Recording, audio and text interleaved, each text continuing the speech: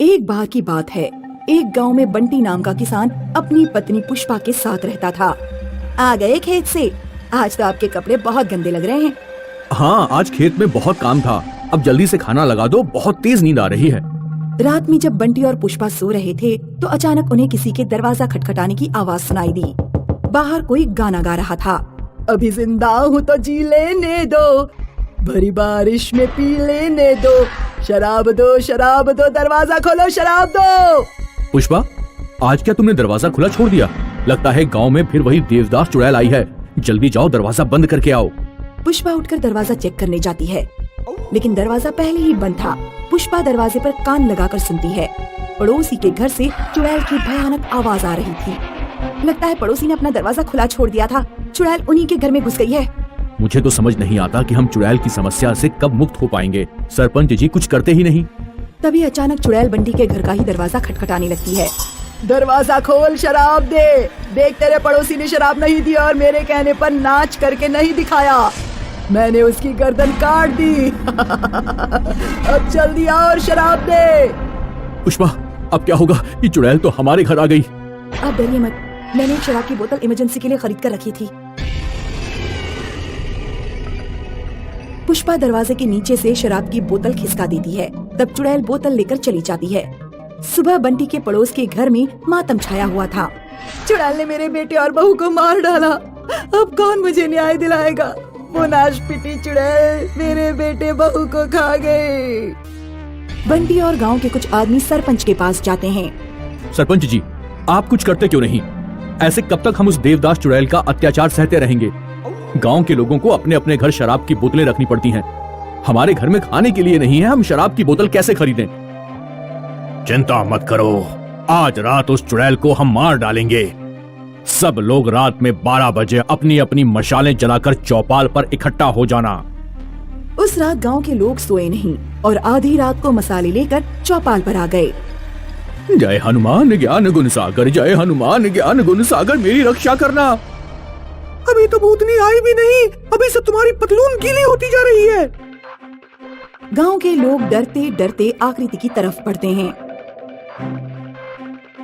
अरे, ये तो चुड़ैल नहीं, ये तो गांव का शराबी भोला है। तभी कहीं दूर से किसी औरत के चीखने की आवाज आती है। बचाओ, बचाओ!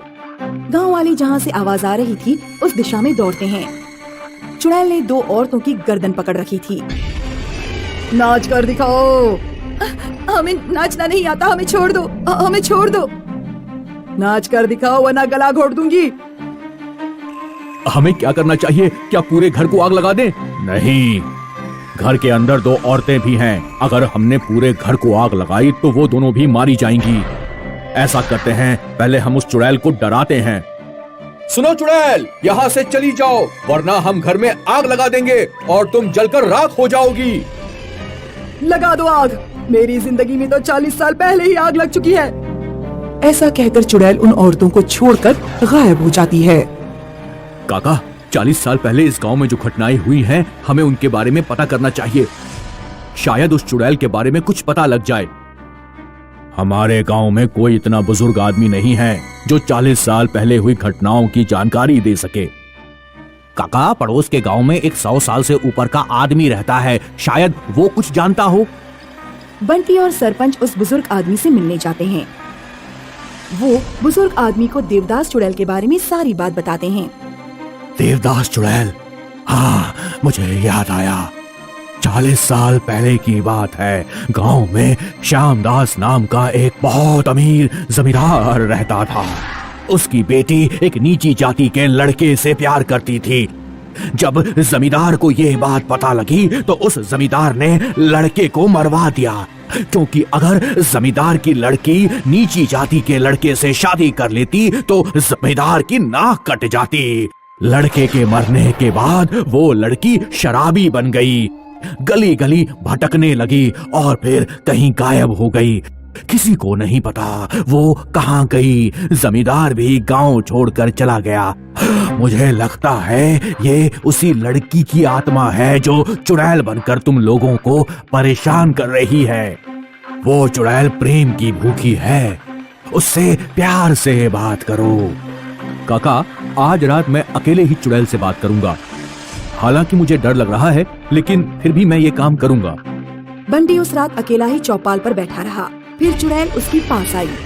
मैं तुमसे नहीं डरता, मुझे तुम्हारे बारे में सब कुछ पता लग गया है। तुम्हारे साथ जो कुछ भी हुआ उसका मुझे बहुत अफसोस है, लेकिन उसके लिए हम गांव वालों को परेशान मत करो। गांव में कोई भी लड़का या लड़की किसी से भी प्रेम करेगा तो हम उनकी शादी कराएंगे। हम अपने गांव में जाति भेद भी नहीं रहने देंगे। अगर दो लोग आपस में प्रेम करते होंगे तो उनकी जाति देखे बिना उनकी शादी कराई जाएगी। काश 40 साल पहले भी लोग इतने ही समझदार होते तो मुझे चुड़ैल बनकर इस तरफ भटकना नहीं पड़ता। तुम एक अच्छे इंसान लगते हो। मैं तुम पर भरोसा करके इस गांव से जा रही हूँ। ध्यान रखना, जैसी मेरी हालत हुई है वैसी किसी और की ना हो। ऐसा कहकर चुड़ैल गांव से हमेशा के लिए गायब हो जाती है।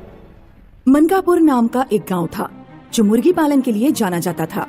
गांव में रामपाल नाम का एक अंडे बेचने वाला अपनी पत्नी और बच्चों के साथ रहता था। रामपाल का बहुत बड़ा फार्म था। वो ट्रक में अंडे भरकर दुकानदारों के पास ले जाता था और उन्हें थोक के भाव में बेचता था। लो श्यामदास, 1000 रुपए हो गए तुम्हारे। रामपाल, बच्चे कैसे हैं तुम्हारे? मैंने सुना है कि तुम अपने बच्चों को कहीं से चुरा कर लाए थे। बच्चे मैंने चुराए नहीं थे, मुझे मिले थे। और तुम्हें मेरे बच्चों से क्या लेना देना? पैसे दो, मैं लेट हो रहा हूँ। रामपाल जब घर पहुंचा तो उसका बेटा अर्जुन रामपाल से बोला, पापा आज अंडे कितने रुपए में बिके? आज पूरे 5000 के अंडे बिके हैं बेटा। पिताजी, मेरे लिए इस बार एक मोटरसाइकिल खरीद कर दे दीजिए। पापा, अर्जुन को अगर मोटरसाइकिल दिला रहे हो तो मुझे भी एक स्कूटी दिला दो ना। अच्छा ठीक है, तुम दोनों को दिलवा दूंगा। कल मैं राकेश के पास जाता हूँ, वो मोटरसाइकिल एजेंसी में काम करता है। रामपाल अगले दिन जब जंगल के रास्ते राकेश के घर जा रहा था तो रास्ते में उसे कुछ अंडे पड़े हुए मिले। अरे, ये अंडे रास्ते में कहाँ से आ गए? रामपाल एक अंडा उठाता है, लेकिन अंडा छूटकर धरती पर गिरता है और फूट जाता है। अंडे से जहरीला धुआं निकलता है और रामपाल के चारों तरफ फैल जाता है। एक प्रेग्नेंट चुड़ैल रोते हुए वहाँ आती है और रामपाल को कोड़े मारने लगती है।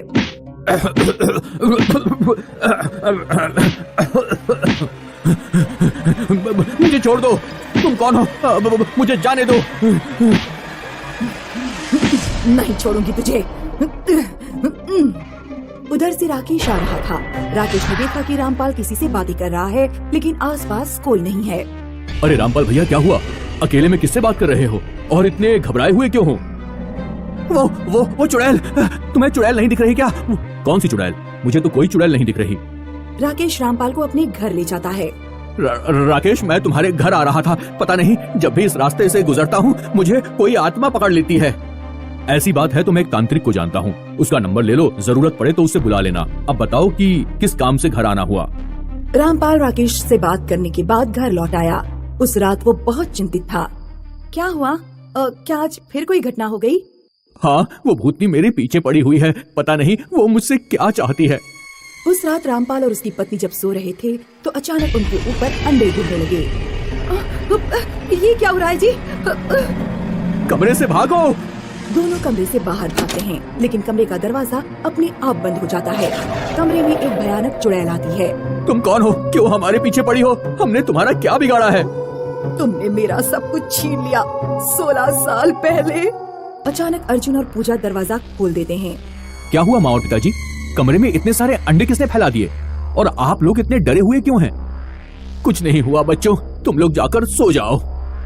अर्जुन और पूजा जाकर सो गए, लेकिन रामपाल और उसकी पत्नी को पूरी रात नींद नहीं आई। जब से बच्चे हमारे घर आए हैं तब से वो चुड़ैल हमारे पीछे पड़ी हुई है। आज वो हमें नुकसान पहुंचाना चाहती है। कल ऐसा न हो कि वो हमारे बच्चों को नुकसान पहुंचाए। नहीं, वो हमारे बच्चों को नुकसान नहीं पहुंचाएगी। इतने सालों में कभी भी वो अर्जुन और पूजा को दिखाई ही नहीं दी। उस चुड़ैल का अर्जुन और पूजा से क्या कनेक्शन है? तुम अर्जुन और पूजा को घर लेकर आए और तभी से चुड़ैल हमें परेशान कर रही है। तुम अर्जुन और पूजा को चुड़ैल से मत जोड़ो। चुड़ैल का हमारे बच्चों से कोई लेना देना नहीं है। ये एक संयोग हो सकता है कि जब अर्जुन और पूजा को मैं घर लाया तो चुड़ैल भी पीछे पीछे हमारे घर में आ गई। तभी अचानक घर के अंदर से अर्जुन और पूजा की चीखने की आवाज आती है। मम्मी, पापा, बचाओ! रामपाल और उसकी पत्नी अंदर दौड़ते हैं। जब वे दोनों अर्जुन और पूजा के कमरे में पहुँचे तो उन्होंने देखा कि अर्जुन और पूजा गर्दन तक एक बड़े से अंडे में बंद हैं। माँ, पिताजी, एक चुड़ैल हमारे कमरे में आई थी, उसने ही हमें अंडे में बंद किया है। हमें इन अंडों से बाहर निकालिए, हमारा दम घुट रहा है, हमें बाहर निकालिए। रामपाल हथौड़ी लेकर आता है और हथौड़ी से अंडों को तोड़ता है। तब अर्जुन और पूजा बाहर निकल पाते हैं। लगता है अब उस तांत्रिक को बुलाना ही पड़ेगा। रामपाल तांत्रिक को बुलाता है और अपने घर में हवन करवाता है। ओम ह्रीम क्लीम, ओम ऐं ह्रीम क्लीम चामुंडाय विच्चय, ओम ऐं ह्रीम क्लीम चामुंडाय विच्चय। कौन है तू? सामने आ। ओम ह्रीम क्लीम चामुंडाय विच्चय, ओम ऐं ह्रीम ह्रीम क्लीम चामुंडाय विच्चय। तू सामने आ। क्या बिगाड़ा है रामपाल ने तेरा? क्यों इसे परेशान कर रही है? 16 साल पहले जंगल से इसने मेरे अंडे चुराए थे। ये दोनों बच्चे उन्हीं अंडे में से निकले हुए हैं। दुनिया वालों को ये रामपाल बताता है कि ये बच्चे जंगल में पड़े हुए मिले थे। तुम कहना चाहती हो कि दोनों अंडे तुम्हारे थे? हाँ, वो अंडे मेरे थे। हम चुड़ैल सीधे बच्चों को जन्म नहीं देते, अंडे देते हैं। मुझे अपने बच्चे वापस चाहिए। तुम्हारे दोनों बच्चे यहाँ सुरक्षित हैं। हमने इन्हें बड़ा किया, हम इन्हें प्यार करते हैं। इन्हें हमसे मत छीनो। मैं अपनी माँ और पिताजी के साथ रहना चाहता हूँ। और मैं भी। ठीक है बच्चों, और तुम दोनों यहाँ इंसानों के बीच खुश हो तो मैं क्या कर सकती हूँ। लेकिन याद रखना कि तुम्हारी एक माँ है जो जंगल में रहती है। तुम जब भी मिलना चाहो अपने बच्चों से आकर मिल सकती हो। मेरे बच्चों को कोई परेशानी नहीं होनी चाहिए, वरना मैं तुम्हें सताऊंगी। ऐसा कहकर चुड़ैल गायब हो जाती है।